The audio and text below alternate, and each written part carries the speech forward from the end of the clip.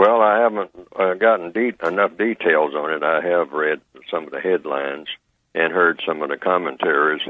Also, I've heard commentaries pro and con, commentaries about how much he has done. That's when it first came to my attention some years ago, how much he was doing for the people of that area, particularly the people who needed help the most.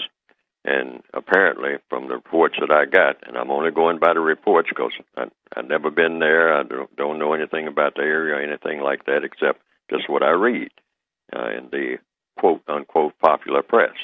So according to the popular press, he was doing quite a few things that were of constructive value to help the people who needed help the most. Help the most, yeah. That's right in line with the concept of justice.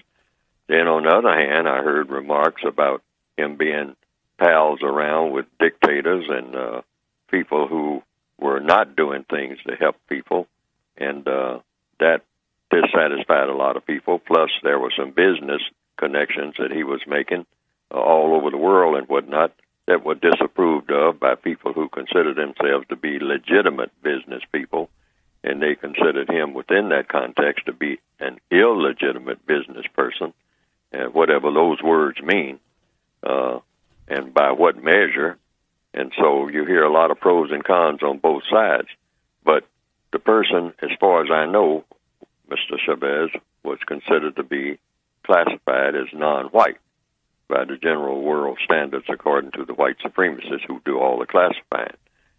And so therefore, within that context, it can be suspect that his death was also suspect. Oh, absolutely. Because whenever any non-white person really makes a breakthrough that is significant, not on the white supremacist schedule, in other words, they do operate like organized crime because that is the biggest organized criminal system on the planet, according to logic and according to evidence. It's a system of white supremacy. That's what you could call it. You call it in capital letters the system of white supremacy. It's the most powerful political and religious system that the world has ever known.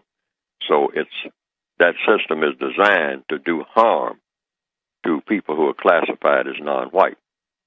So therefore, Mr. Chavez, within that context, is classified as non-white.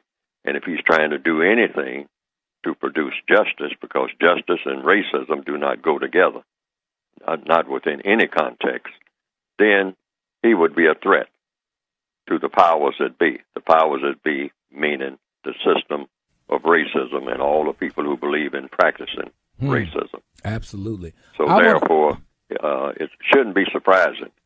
When I heard about him, I said, well, he is a prominent person, and since he's just one person, the white supremacists always have a prescription for any so-called non-white leader.